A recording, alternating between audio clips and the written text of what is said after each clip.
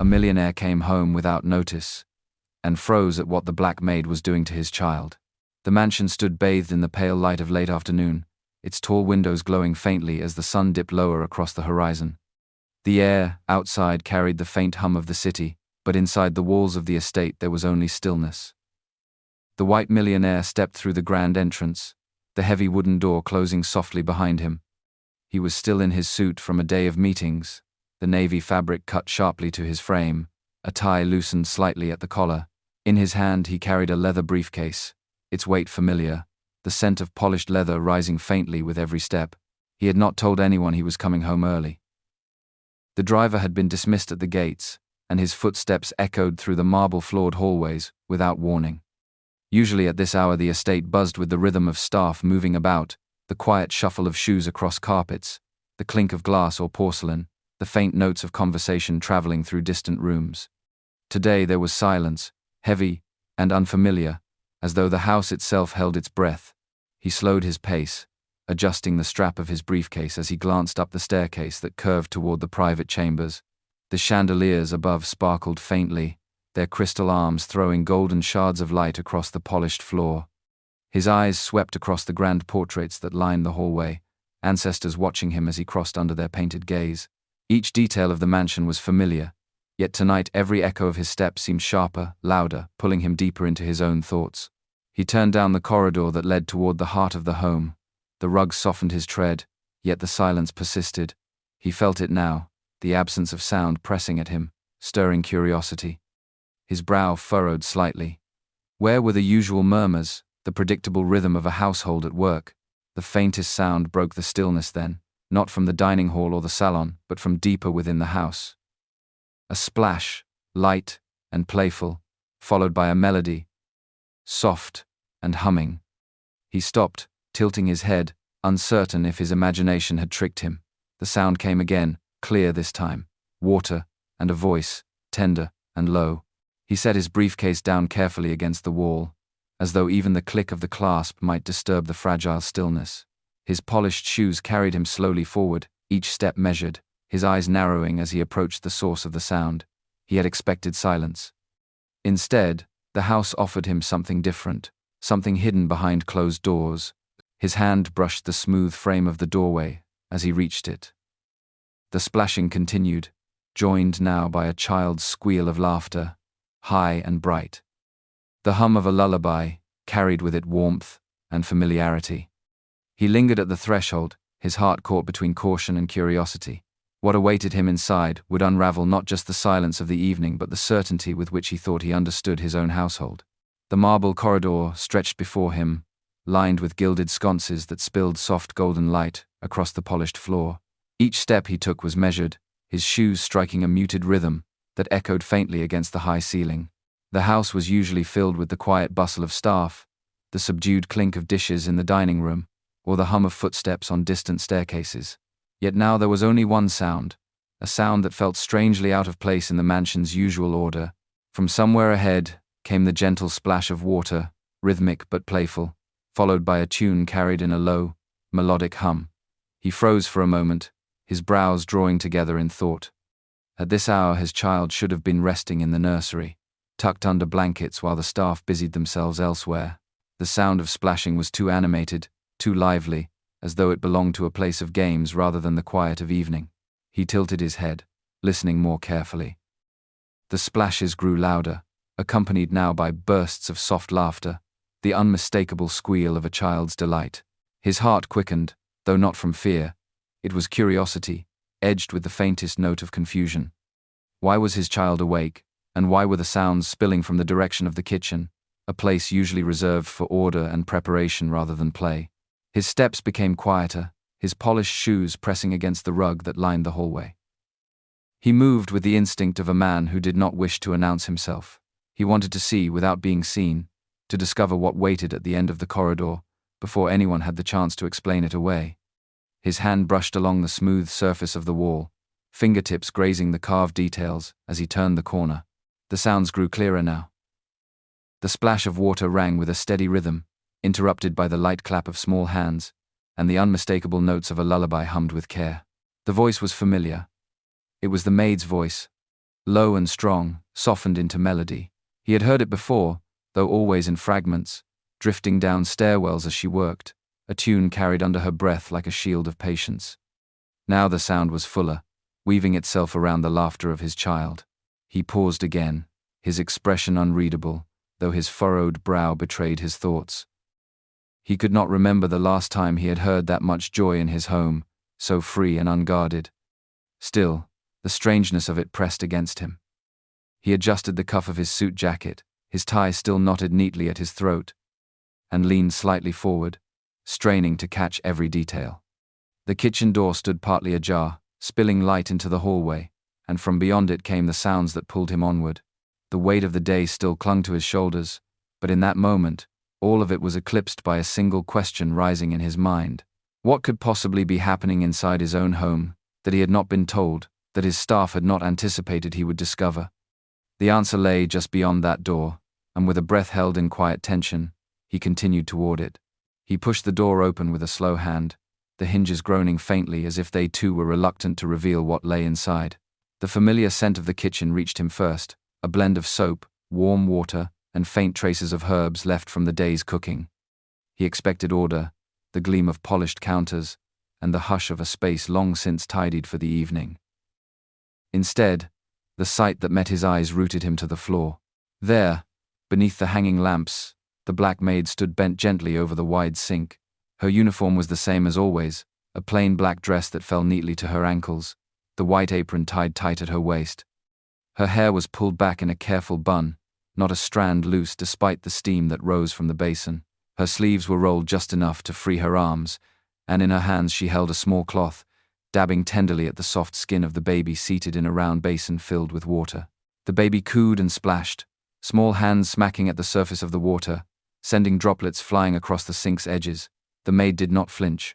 Her movements were measured and calm, her touch steady, as if every motion was guided by instinct and long practice. She hummed as she worked, a melody so low and soothing that it seemed to wrap the child in warmth. Each note carried a rhythm of comfort, the kind that can only come from someone who has learned to turn labor into care, and care into something almost sacred. He remained in the doorway, the leather briefcase still dangling loosely from his hand, his eyes fixed on the scene before him. He had expected to find his child in the nursery, tucked safely into the cradle prepared for him. Instead, here was a sight that felt both intimate and unexpected, as though he had stumbled into a world that did not belong to him. His breath caught, his chest tightening, and he found himself unable to take another step forward. The baby squealed with delight, water sloshing against the sides of the basin. The maid laughed softly, the sound brief but filled with affection.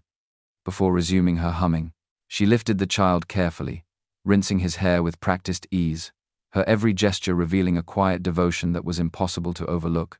There was no haste in her, no sign of fatigue, only the calm patience of someone who had given her entire heart to the task before her.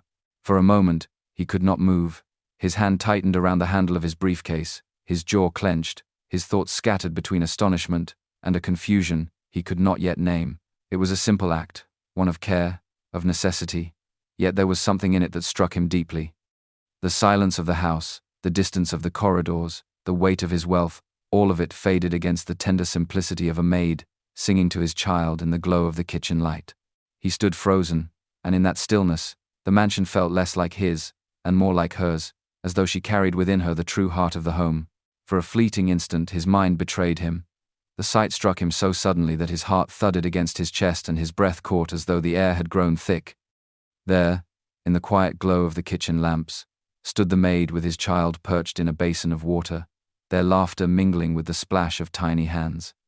To a man accustomed to control and order, the scene was so unfamiliar, so out of place within the marble confines of his home, that his first reaction was not comprehension but suspicion. His eyes widened, shock rippling across his face as he clutched his briefcase tighter. 1,000 thoughts flared in his mind at once, each one unbidden. Why was his baby in the kitchen sink rather than the nursery? Why was his child wet, splashing water, where food was usually prepared? Why had no one told him of this? The questions piled upon themselves, each heavier than the last, and for the briefest of moments he misread what stood before him.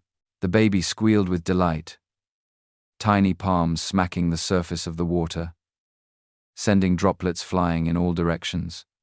A laugh, shrill and innocent, echoed across the tiled walls, piercing the heavy silence of the mansion. The maid's voice hummed on, steady and soothing, oblivious to the figure standing at the doorway. Her hands moved with practiced ease, guiding the child safely within the basin as though nothing in the world mattered more than that moment of gentle care. His shock only deepened. His mind, colored by the weight of wealth and the paranoia that often shadows it, twisted the scene into something unusual, something wrong. He had spent years protecting his estate, scrutinizing every gesture of those employed to serve him, always wary of loyalty that might falter. That instinct made him hesitate now, blinded to the obvious tenderness of what his eyes truly beheld. The seconds stretched, his breath quickened, though he did not move, his gaze fixed on the child who splashed happily, unaware of any misunderstanding. Water sparkled in the light, droplets clinging to smooth baby skin, each squeal of delight striking chords that were both foreign and familiar to him. He felt the rise of unease, but beneath it, something softer stirred, though he could not yet name it. The maid remained unaware of her watcher. Her head bent low, her bun perfectly in place, the crisp edges of her uniform neat despite the dampness gathering at her sleeves. She dabbed carefully at the child's arms and shoulders, humming as though weaving a spell of calm around them both. The song, tender and ancient in tone, wrapped the scene in a warmth the millionaire could not reconcile with his initial fear. He remained frozen in the doorway, the weight of misunderstanding pressing upon him. His shock was real, his heart still pounding, but the edges of his suspicion began to blur as he watched. The innocence of the child's laughter and the steady devotion of the maid's hands formed a picture that contradicted his first impression. What had startled him into disbelief would, in another moment, begin to reveal itself for what it truly was. He shifted his weight forward, the leather of his shoes brushing against the tiled floor, and with that step the picture before him sharpened. What moments earlier had appeared so unusual and startling now revealed its truth with quiet clarity. The maid was not harming the child, she was bathing him. Every movement carried out with extraordinary gentleness. Her hands, dark against the baby's pale skin, moved with the patience of someone who understood fragility. She cupped water in her palms and let it cascade slowly over his shoulders, careful to shield his face. Each time the child splashed, she steadied him, one arm wrapping securely around his middle to ensure he could not slip. Her humming never wavered, the low tune steady as a heartbeat, a rhythm that seemed to calm the air itself. The baby squealed with joy, tiny fingers clapping against the water's surface, droplets spraying upward to land on her apron. She laughed softly in reply, the sound brief, but full of warmth, before leaning in to kiss the crown of his head with the natural ease of a mother. Though she wore the plain black uniform of her station, in that moment she carried the presence of something far greater. The lines of duty blurred into devotion. The millionaire felt the pounding of his heart slow, though his chest was still tight with emotion. He had expected order and distance from his staff, obedience and formality, never tenderness so deep it seemed to erase the walls of class that divided them. What he saw was not an employee completing a task but a woman pouring love into a child who was not her own. She dipped the cloth once more, wringing it out with slow precision before dabbing at his cheeks, her touch feather light. The child leaned into her hand as though the connection was the safest place he knew. Each small gesture revealed a story written in care, in the quiet sacrifices that go unseen until stumbled upon. The longer he watched, the more the truth pressed on him. His child was not only safe, he was cherished. The kitchen around them faded from his awareness. The polished counters, the shelves stacked with gleaming copper pans, the heavy silence of the mansion beyond the door, all receded into the background. His gaze stayed fixed on the basin, on the maid who bent like a guardian angel over his son, on the child whose laughter filled the room like sunlight spilling across stone. For the first time in longer than he could remember, he felt humbled in his own home. Wealth could provide marble halls and crystal chandeliers, but it could not conjure the sincerity of that care. That was something no coin could buy, no contract could secure. It was something pure, given freely by a heart that had chosen kindness above all else. He stood still, caught between awe and shame, and knew that his misunderstanding had dissolved into revelation. What he had witnessed was not disorder but love, simple and undeniable, and it left him shaken in a way no business deal ever had. He did not step forward. His body felt rooted to the floor, as though the polished tiles beneath him had turned to stone. The briefcase still hung from his hand, but its weight was forgotten, meaningless compared to the weight pressing against his chest. He had entered his home prepared to deal with silence, with the order of a household running on routine. Instead, he had stumbled upon something far more profound, something that broke through the walls of wealth and revealed a truth he could not ignore. The maid's song continued, soft and steady, while the child splashed with delight. It struck him with clarity, so sharp that his breath faltered. This was not the work of an employee fulfilling a duty to earn her wage. This was the devotion of someone who had given her heart freely, someone who treated his child as her own blood. Every touch, every motion, every note of the lullaby was stitched with the love of family. His mind turned unwillingly to the voices of relatives and associates who had questioned her place in his house. He remembered their whispers, their careful suggestions that perhaps she was too close, that perhaps her influence might be improper, that her background did not suit the dignity of his lineage. They had spoken with arrogance, planting seeds of suspicion in him, and in his pride he had let those seeds take root. He realized now, with shame rising hot in his face, how wrong he had been to even entertain those thoughts. The boy in the basin squealed again, clapping his little hands as the maid dabbed at his hair with extraordinary care. The millionaire's vision blurred for a moment, and he understood it was not the light, but the prick of tears he could not suppress. He had built his life on contracts, numbers, and the rigid security of wealth, yet here in this quiet kitchen he was being shown what true loyalty looked like. It was not something money could buy. It was something money often destroyed. He thought of how many times he had returned home too late to see his child before bed, how often he had trusted others to fill the gap left by his absence. He had imagined his wealth provided enough, that the gilded cradle and the finest toys proved his devotion. But the sight before him made clear that it was not gold or marble that kept his child smiling in innocence. It was the tender presence of a woman the world might overlook, a woman who gave more than he had ever asked, and more than he had ever deserved. His chest ached as humility washed over him. He was a man who commanded boardrooms, who bent markets to his will, yet he could not deny that he had been blind. The whispers of others had clouded his view, but the truth was undeniable now. The maid was no mere servant. She was the guardian of his child's joy, the quiet strength that had shielded innocence from loneliness. He lowered his head slightly, not in defeat but in acknowledgement of the revelation he had been given. It was not shame alone that filled him, but gratitude. Gratitude that despite his doubts, despite the careless arrogance of others, she had continued to give with unwavering grace. And as he stood there, overwhelmed, he knew his household would never be the same again. For he had witnessed a love stronger than duty, a love that humbled him to his core. The following evening, the house was fuller than usual. Relatives who had visited earlier lingered in the salon, members of the staff moved about with trays, and the air carried the subdued energy of expectation. When the millionaire entered, he did not carry his usual brisk authority. He carried something quieter, something heavier, and it showed in the way every conversation hushed at his presence. He asked the maid to step forward. She came reluctantly, wiping her hands against the apron tied neatly around her waist, her posture low and respectful. She expected rebuke. She expected some reminder of boundaries. Instead, what she heard left her stunned. He spoke of what he had seen, his voice steady and firm. He told the room that his maid had not only fulfilled her duties but had gone far beyond them. He declared that her devotion was something money could not command, that her love for his child was more precious than gold. He turned to his relatives, his eyes sharp, reminding them of the whispers they had sown, the doubts they had spoken. He told them they had been wrong. Loyalty had been under their noses all along, and they had failed to recognize it. The staff shifted uncomfortably, but then their eyes lifted, softening as the truth rang clear. Even the relatives who had doubted her fell silent, heads lowered, unable to challenge the strength of his words. The maid stood with tears forming in her eyes, her hands trembling as she bowed her head. She had never sought recognition, but in that moment she received more than she had ever imagined. The boy, too young to grasp the weight of what was being said, clung to his mother's side. Yet, in the eyes of those gathered, he became more than a child. He became proof, living proof, that humility and respect blossom when nurtured with patience and love. The story did not stay in the walls of the mansion. It traveled, carried first by the staff, then by the relatives, and soon it was told far beyond the gates.